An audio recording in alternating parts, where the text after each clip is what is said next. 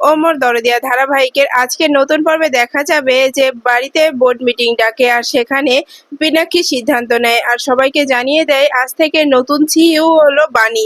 এই বলে বাণীকে আশীর্বাদ করলে রেগে যায় মৌলি। হ্যাঁ বন্ধুরা, এমনটাই দেখা যাবে। বিস্তারিত জানতে ভিডিওটিকে লাইক দিয়ে চ্যানেলটি সাবস্ক্রাইব করে দেখতে থাকুন। গল্পের শুরুতেই দেখা যাবে যখন বোর্ড মিটিং বাড়িতেই ডাকে তখনই ঈশানী বলে, পিনাক্ষী পিনাক্ষী মেয়েটার দিকে একবার দেখো, মেয়েটাকে নতুন সিইউতে বসিয়েছো, এখনই কি মেয়েটাকে সরানোটা ঠিক হবে? তখনই পিনাকি বলে, ঈশানী এখন আমি কোম্পানির লাভটা দেখতে দেখতে চাই, লস নয়। কারণ মৌলি আজ দুদিন যেতে না যেতে এই কোম্পানিটা লসের দিকে যাচ্ছে, তাই আমি মৌলিকে আমি ওখানে রাখতে পারছি না। তখনই পিনাক্ষীকে অনিরুদ্ধ বলে, তাহলে মেসোমশাই এবার কি সিদ্ধান্ত নিচ্ছেন আপনি? তখনই পিনাকি বলে, অনিরুদ্ধ, এবার আমাদেরকে আমাদেরকে সতর্ক থাকতে হবে, আমাদেরকে আমাদেরকে ভালো একটা সিদ্ধান্ত নিতে হবে যে কোম্পানিতে সিইও কাকে বানানো যায়। এই কারণ এই সিইউই তো এই কোম্পানিটা চলাবে, তাই আমাদেরকে সিদ্ধান্তটা নিতে হবে। তখনই মৌলি বলে, ড্যাড ড্যাড আমাকে দিয়েছিলে, আমার কাছ থেকে নিও না, আমাকে আরেকটি সুযোগ দাও, আমি দেখবে সবকিছু ঠিক করে দেব। তখনই পিনাক্ষী বলে, মৌলি তুমি চুপ করে থাকো, এখানে সবাই আছে।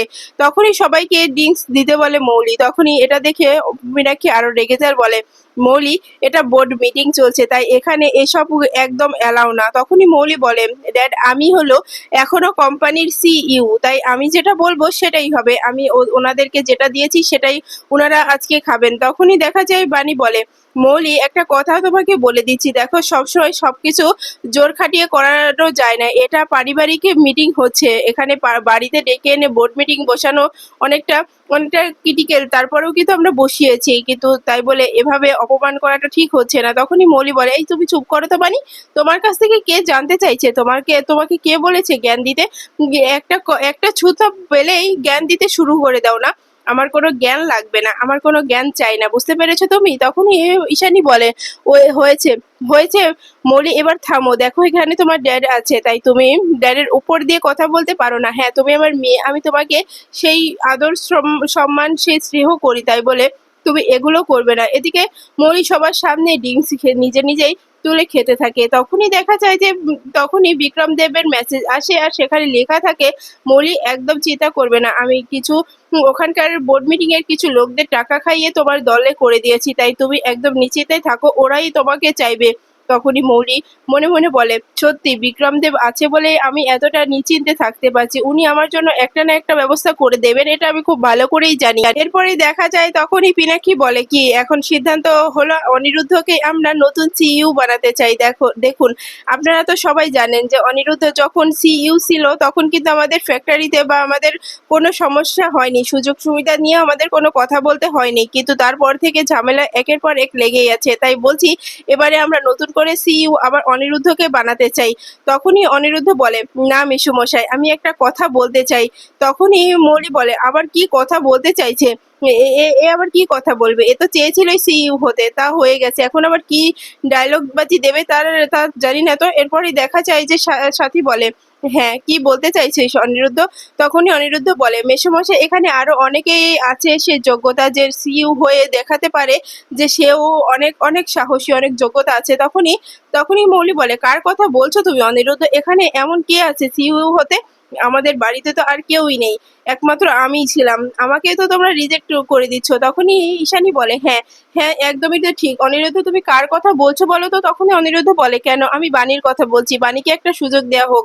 বাণী তো আমাদের ফ্যাক্টরির জন্য অনেক কিছু করেছে, আমাদের ফ্যাক্টরিকে লাভের দিকে নেওয়ার জন্য দিন রাত পরিশ্রম করেছে, তাহলে কি ও একবার সুযোগ পাবে না? তখনই পিনাকি বলে, অনিরুদ্ধ তোমার কথা শোনার আগে আমি ভেবে নিয়েছিলাম এই কথাটা, কিন্তু তারপরে ভেবেছি যে কে কোন দিকে এই কথাটা নেবে, এই জন্য বলে সাহস পাইনি, এটা আমিও ভেবে দেখেছিলাম। তখনই মৌলি বলে, হোয়াট হোয়াট কি বলছো তুমি?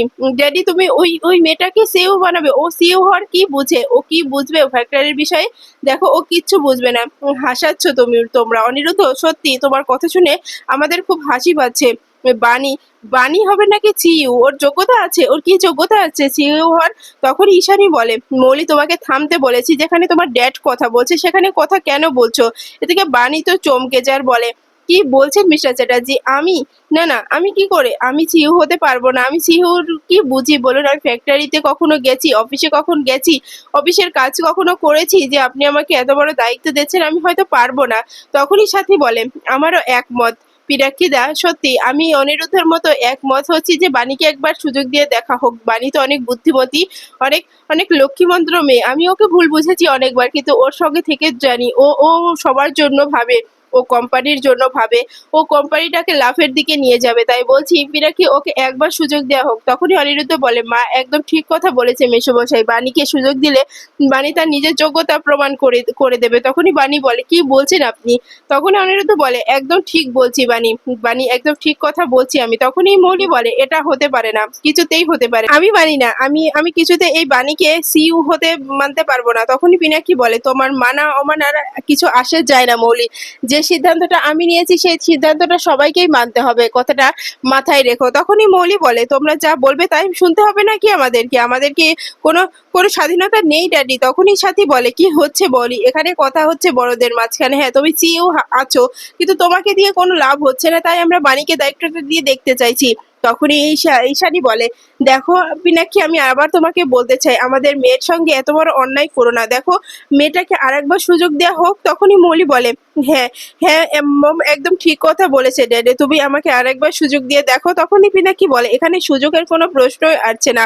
আমরা চাই আমরা চাই না যে আর তোমাকে সুযোগ দেওয়া হোক। তখনই ওখানকার কিছু বোর্ড মিটিং এর লোক বলে যে আমরা মৌলিকেই চাই, মৌলি মৌলি আমাদের সিইও হয়ে থাকুক। তখনই পিনাকি বলে, হ্যাঁ তাহলে আপনারাও চাচ্ছেন যে মৌলি থাকুক? তাহলে আমি একটা কথা বলছি যে এটা হতে পারে না।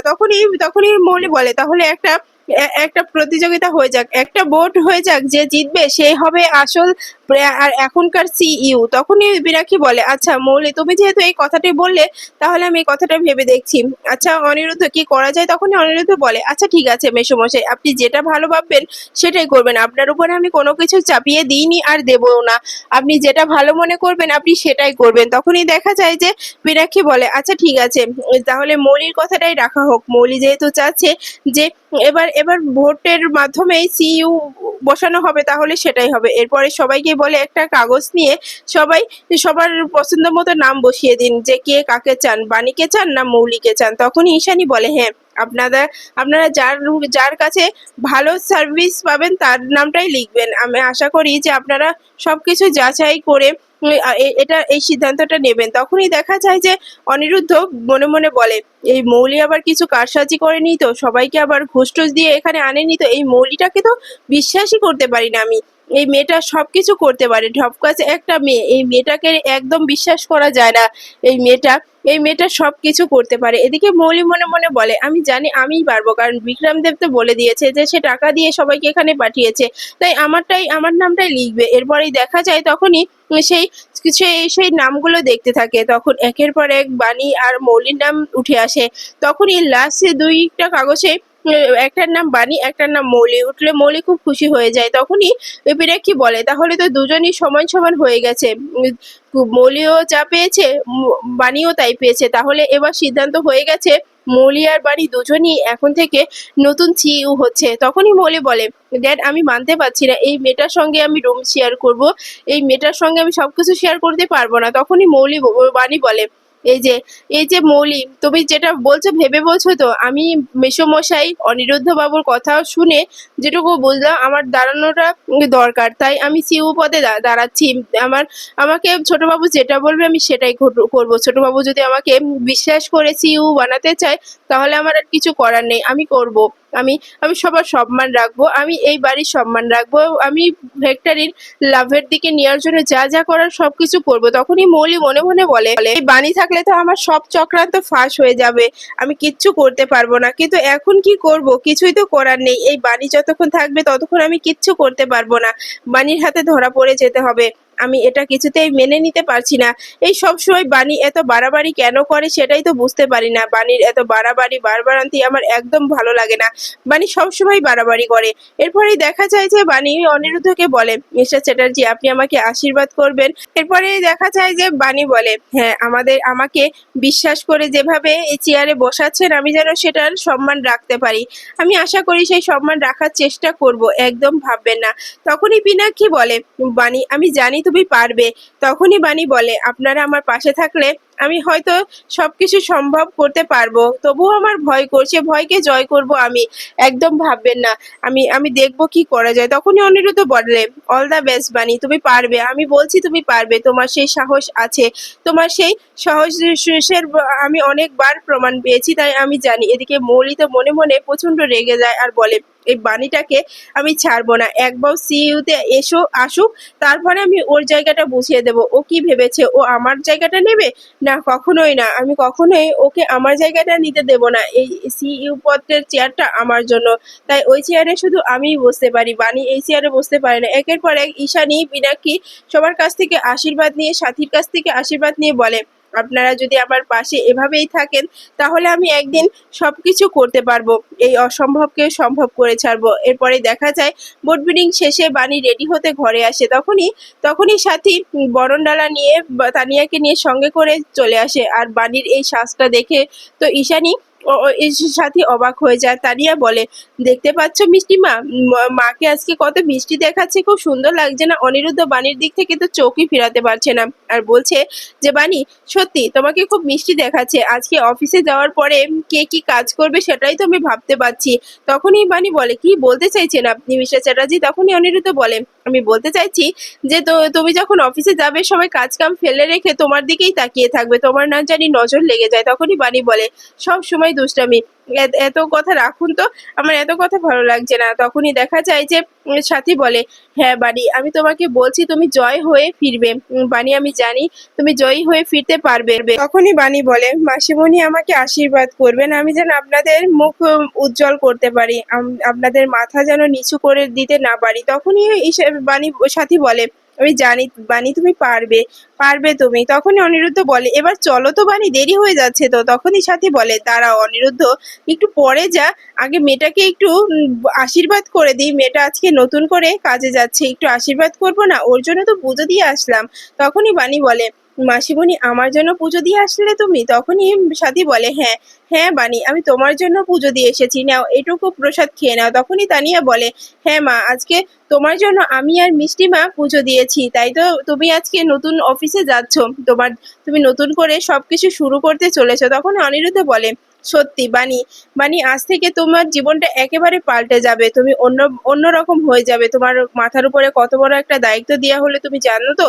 তখনই বাণী বলে, হ্যাঁ আমি বুঝতে পারছি আমার উপরে কত বড় দায়িত্ব দেওয়া হয়েছে, আমি জানি এই দায়িত্বটা পালন করা আমার জন্য খুব কষ্টের হয়ে যাবে, কিন্তু চিন্তা করবেন না মিস্টার চ্যাটার্জি, আমি নিঃস্বার্থে এই দায়িত্বটা পালন করার চেষ্টা করব, আপনি একদম ভাববেন না মিস্টার চ্যাটার্জি।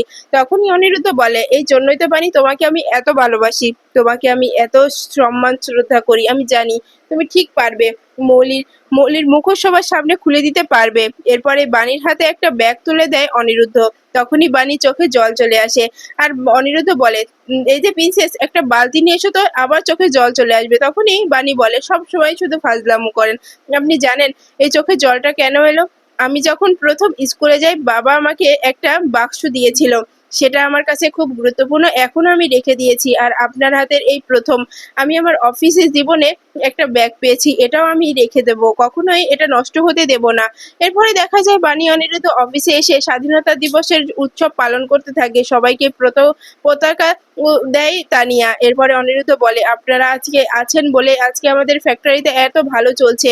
তখনই সব সব কর্মীরা বলে, হ্যাঁ স্যার, আপনাদের মতো মালিক পেয়েছি বলেই তো আমরা আরো এত ভালো করে সবকিছু করতে পারছি। এবার তাহলে পতাকাটা উদ্বোধন করা হোক, আমাদের নতুন দুই সিইও মিলে এইটা উদ্বোধন করবে। তখনই মৌলি বলে, কিছুতেই আমি বাণীর সঙ্গে এই পতাকা উদ্বোধন করব না, এই এই কোম্পানির সিইও আমি উদ্বোধন করব। তখনই বাণী বলে, এখন তুমি একা নও মৌলি, এখন এই ফ্যাক্টরির সিইও তুমিও আমিও, তাই আমরা দুজনেই করব। তখনই মৌলি বলে, আমি মানতে পারবো না, আমি মানবো না যে তুমি এই এই ফ্যাক্টরির সিইও হবে, আমি কিছুতেই মানতে পারবো না। তখনই অনিরুদ্ধ বলে, তুমি মানতে পারো আর না পারো, এতে না কিচ্ছু এসে যায় না। পিনাকি মেসোমশাই বাণীকে এই ফ্যাক্টরির নতুন সিইও বানিয়েছে, তাই বাণী এই ফ্যাক্টরির পতাকা উদ্বোধনের কাজ করবেই, তোমাকেই করতে হবে বাণীর সঙ্গে। তখনই মৌলি বলে, আমি করতে পারবো না, আমাকে এটা আমি একা করব, এই ফ্যাক্টরিটা আমাদের, আমি করব। তখনই অনিরুদ্ধ বলে, তাহলে তো পিনাকি মেসোমশাইকে জানাতে হয়, পিনাকি মেসোমশাই যেই সিদ্ধান্ত নেবে সেই সিদ্ধান্তটাই আমি মানবো। তখনই মৌলি বলে, তুমি কি ব্ল্যাকমেল করছো অনিরুদ্ধ? তখনই অনিরুদ্ধ বলে, কোথায় ব্ল্যাকমেল করলাম, যেটা সত্য সেটাই তো বললাম। তুমি বারবার এভাবে বাণীকে হ্যারাস করতে পারো না। বাণী এখন থেকে এই ফ্যাক্টরির সিইও, তাই বাণীকে সম্মান দিয়ে কথা বলতে হবে তোমাকে। তোমার যে অধিকার আছে এই অফিসে, যে সম্মান আছে সেই সম্মান অধিকার সেম বাণীরও আছে, তাই তুমি বাণীকে সম্মান দিয়ে কথা বলবে। তখনই মৌলি বলে, সম্মান? তাও আবার এই মেয়েটাকে, এই বাণীটাকে, ডাকাত রানীটিকে?